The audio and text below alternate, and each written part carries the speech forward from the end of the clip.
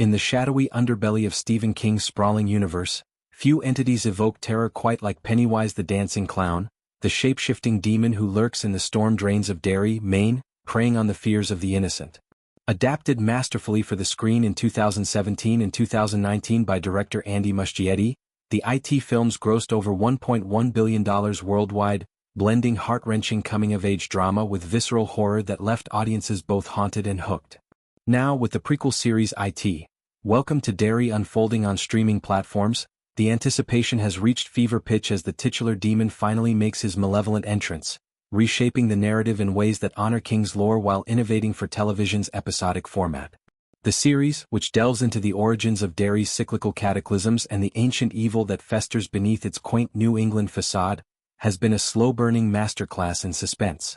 Spanning 9 episodes in its inaugural season, Welcome to Derry expands on the 1986 novel's rich backstory, introducing an ensemble cast of townsfolk, played by talents like Jovan Adipo, Taylor Page and Chris Chalk, whose lives intertwine with the Losers Club precursors.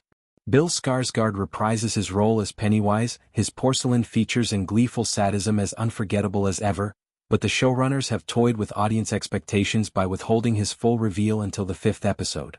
This deliberate delay, as the story hurtles toward its midpoint, culminates in a sequence that's equal parts revelatory and terrifying, a dramatic entry that sends shivers down the spine and reasserts why Pennywise remains one of horror's most enduring icons. Creator Barbara Muschietti, sister to director Andy and a key architect of the franchise's visual language, has been vocal about the philosophy guiding this restraint. In a candid discussion, she likened Pennywise's sporadic appearances to the elusive great white shark in Steven Spielberg's 1975 classic Jaws, a force of nature glimpsed in flashes, its presence inferred through the chaos it leaves in its wake. "You really want to be strategic," Barbara explained, emphasizing the need to preserve the character's aura of mystery and dread. In the original films, Pennywise's unveilings were timed with precision. The first film's sewer confrontation built unbearable tension, while the sequel's adult losers faced a more grotesque, evolved incarnation. For the series, this less is more approach amplifies the psychological toll, allowing viewers to marinate in Derry's oppressive atmosphere. The flickering gaslights, the whispers of missing children, the blood-red balloons bobbing ominously in the rain. The decision to hold back wasn't arbitrary. It stemmed from a deep respect for the source material and an understanding of horror's alchemy. King's IT is as much about the fragility of childhood innocence as it is about cosmic horror, with Pennywise embodying the primal fears that adulthood often buries but never eradicates. By delaying the clown's pleasure or the terror, as Barbara put it, the series invites audiences to confront the buildup, the eerie silences in abandoned lots, the fleeting shadows in cornfields, the townsfolk's collective amnesia about past atrocities. This slow escalation mirrors the novel's structure, where the loser's childhood pact against the entity is forged in fragmented memories, pieced together across decades. With only 3 episodes remaining in the season, the reveal serves as a fulcrum, propelling the narrative toward revelations about Pennywise's extraterrestrial origins, the eldritch being from the macroverse, deadlights and all, that King's fans have dissected for decades. Andy Muschietti, co-creator and the visionary behind the film's groundbreaking practical effects, echoed this sentiment, framing the rollout as a game of anticipation. He described the goal as immersing viewers in a state of frantic yearning. "I need to see the clown. Where is it?" This isn't mere fan service. It's a deliberate echo of the audience experience in Jaws, where the shark's invisibility heightened every ripple and fin sighting. In Welcome to Derry, the pre-reveal episodes masterfully layer dread through interpersonal drama, fractured families grappling with inherited trauma, young protagonists uncovering Derry's cursed history via dusty town records and spectral visions. Skarsgård's Pennywise, when he does emerge, doesn't disappoint.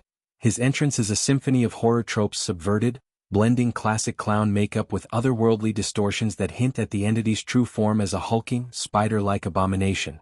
To appreciate the impact, one must rewind to the franchise's roots.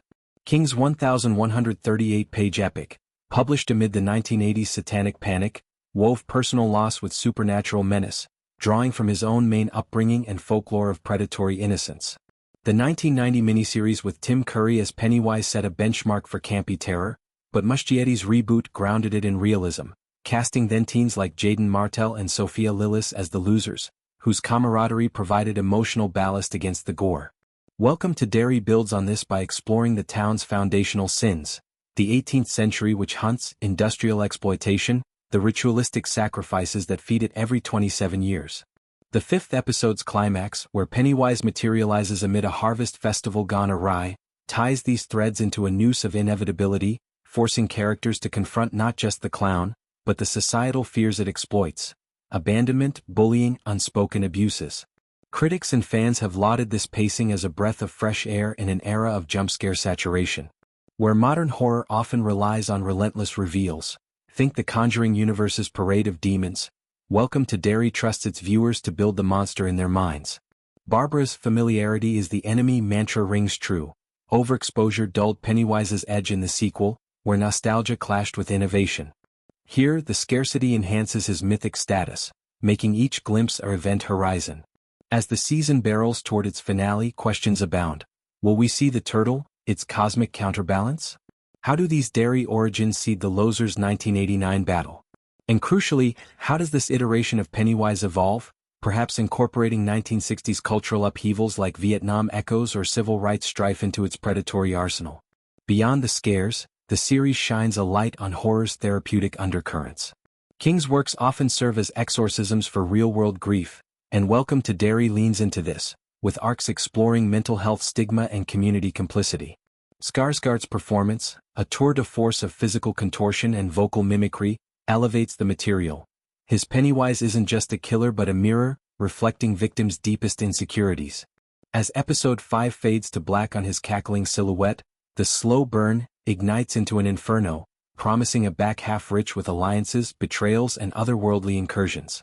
In a landscape crowded with reboots, Welcome to Derry reaffirms the franchise's vitality, proving that true horror thrives in the unseen. With 3 episodes left to unravel Derry's doomed spiral, Pennywise's arrival isn't an end but a harbinger, whispering as only he can that the real feast is just beginning. For fans who've floated through King's fever dream for nearly 4 decades, it's a delicious terror, one balloon at a time.